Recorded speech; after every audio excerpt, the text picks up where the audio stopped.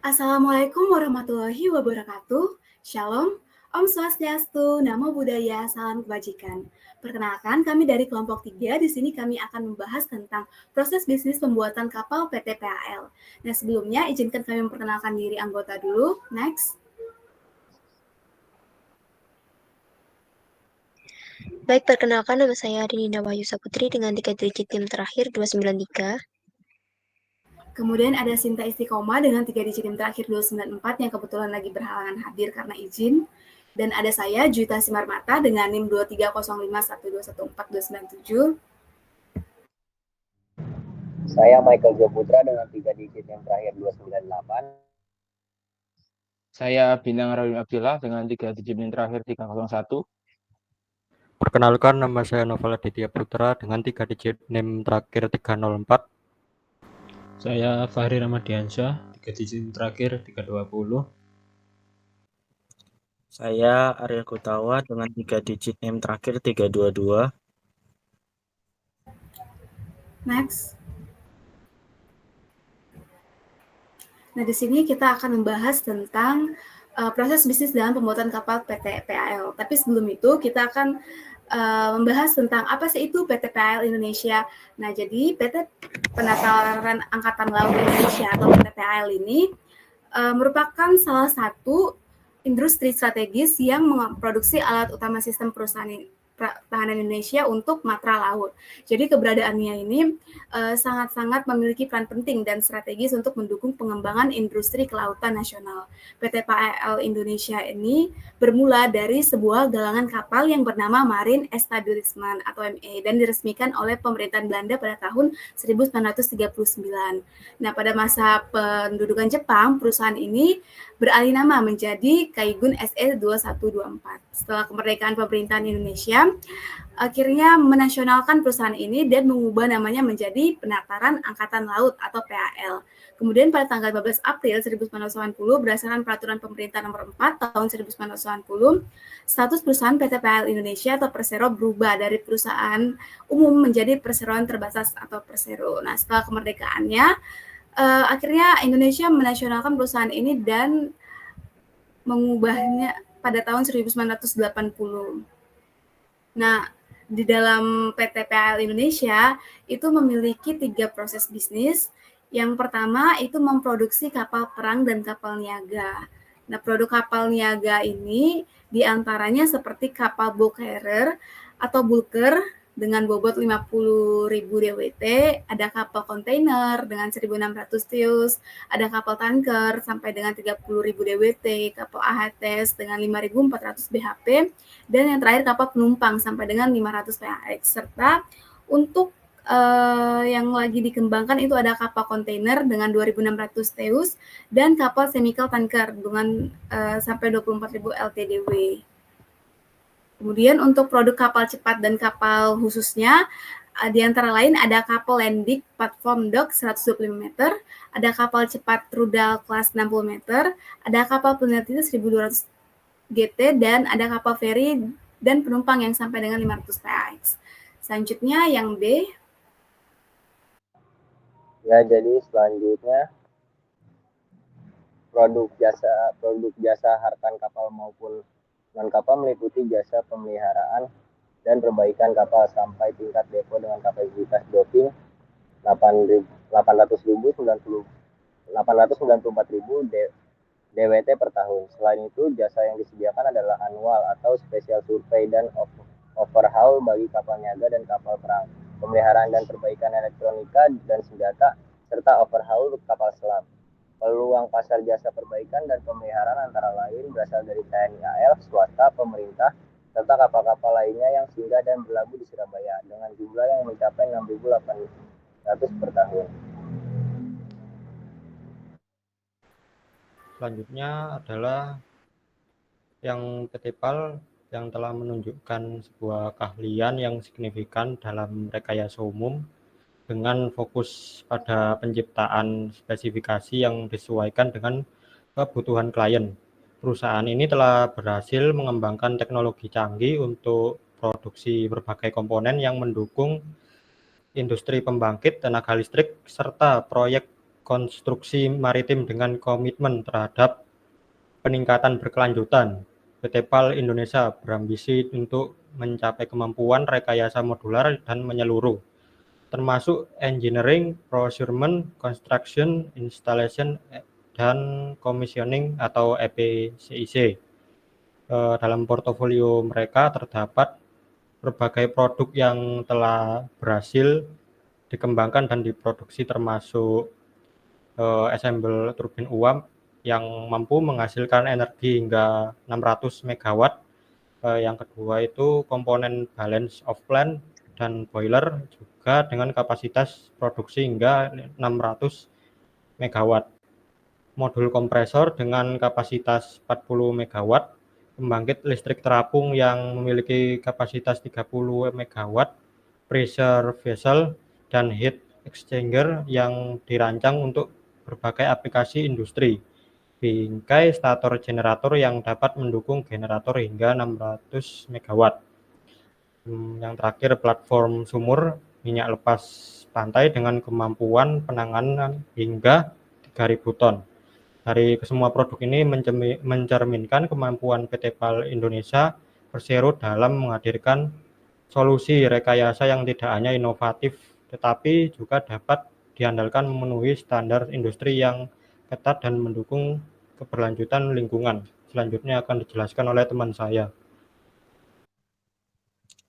Pemrosesan bisnis dalam pembuatan kapal di PT PAL Indonesia melibatkan beberapa langkah penting. Yang pertama adalah desain dan teknologi. PT PAL Indonesia telah menerapkan desain shipbuilding system sejak tahun 2002 untuk meningkatkan kemampuan desain dan produksi pembuatan kapal.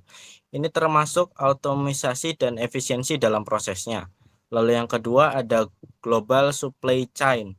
Dalam proyek pembangunan kapal, PT PAL Indonesia membutuhkan berbagai komponen. Beberapa komponen utama seperti mesin, penggerak kapal, dan perangkat sensor harus diimpor karena belum diproduksi di dalam negeri. Lalu yang ketiga ada shipbuilding, yaitu kegiatan bisnis utama PT PAL meliputi produksi kapal perang dan kapal niaga, jasa perbaikan dan pemeliharaan kapal, serta rekayasa umum dengan sertifikasi tertentu berdasarkan kebutuhan klien. Next. Lalu ada proses BPMN dari PT PAL yang dimulai dengan pemohon melakukan permintaan pesanan, yang mana permintaan pesanan tersebut akan diproses dan dievaluasi oleh karyawan. Dan apabila permintaan pesanan itu lengkap, maka karyawan akan melakukan penawaran dan mengajukannya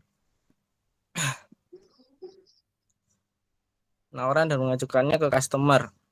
Hasil penawaran tersebut akan menciptakan terjadinya hasil negosiasi, dan hasil negosiasi tersebut akan diproses lalu terjadilah transaksi pembayaran. Bukti pembayaran tersebut sekaligus menjadwalkan proyek di mana pihak manajemen akan melakukan perancangan segala aspek. Tim desain akan mendesain kapal yang mana desain tersebut meliputi aspek struktural, mekanikal, elektrikal, dan lainnya. Tim pemasakan melakukan pembelian bahan baku seperti baja, sistem propulsi, hingga peralatan navigasi. Lalu tim produksi memulai melakukan proses pembuatan kapal hingga akhirnya tim penguji akan mengadakan pengujian kapal dan membuat sertifikasi. Proses bisnis kapal ke karyawan untuk melakukan pengiriman. Ketika kapal sudah diterima oleh customer, karyawan tetap memberikan layanan purnah jual, sedangkan tim manajemen akan melakukan evaluasi hasil akhirnya.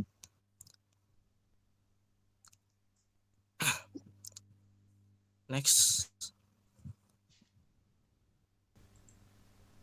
Selanjutnya adalah brainstorming. Brainstorming ini sendiri terdiri dari 7 bagian. Yang pertama, permintaan diterima oleh PT PAL. Selanjutnya, PT PAL memvalidasi permintaan.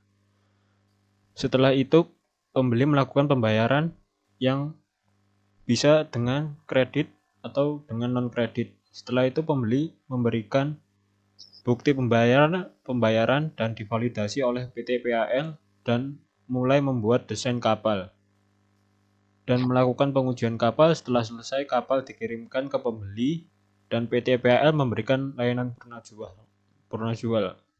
Next. Selanjutnya adalah framing proses. Proses bisnis pemesanan kapal ini diawali dengan permintaan pesanan dan kemudian menghasilkan layanan purna jual.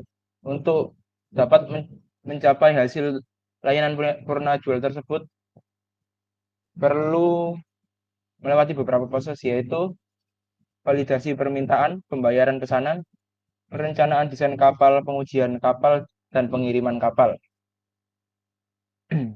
Ada beberapa kasus atau hambatan yang perlu untuk ditindaklanjuti, yaitu biaya produksi yang tinggi dan keterbatasan dana untuk mengembangkan teknologi dan infrastruktur yang diperlukan. 2, bergantung pada kontrak dari pemerintah, sehingga fluktuasi dalam anggaran pemerintah dapat mempengaruhi kinerja perusahaan. Kemudian persaingan dengan produsen kapal lainnya di pasar global, termasuk dari negara-negara dengan biaya produksi lebih rendah. Selanjutnya, kendala dalam mengakses teknologi terkini dan kurangnya tenaga kerja yang terampil dalam industri pembuatan kapal.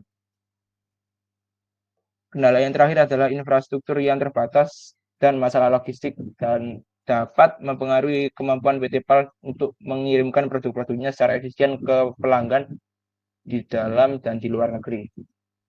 Visi dari proses bisnis ini adalah untuk menjadi pemimpin dalam industri perkapalan regional atau global, menjadi pusat inovasi teknologi dalam pembangunan kapal, keselamatan kerja yang tinggi, dan praktik bisnis yang berkelanjutan untuk lingkungan, memperluas pasar, dan menciptakan jejak global dalam industri maritim. Aktor yang berperan dalam proses ini antara lain tim penguji, tim produksi, pemasok, tim desain manajemen, karyawan, dan pemohon.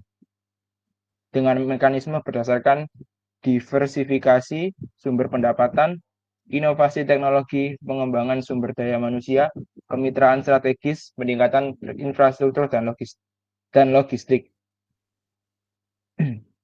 Matriks di sini dari proses bisnis pemesanan kapal, yaitu mencari kontrak di luar sektor pemerintah seperti kontrak dengan perusahaan swasta atau proyek internasional, investasi dalam penelitian dan pengembangan untuk mengembangkan teknologi produksi kapal, melakukan pelatihan tenaga kerja untuk meningkatkan keterampilan teknis dan manajerial dalam perusahaan, menjalin kemitraan dengan produsen kapal atau perusahaan teknologi di luar negeri, meningkatkan infrastruktur dan fasilitas logistik akan membantu PT PAL mengirimkan produk-produknya dengan lebih efisien. Next.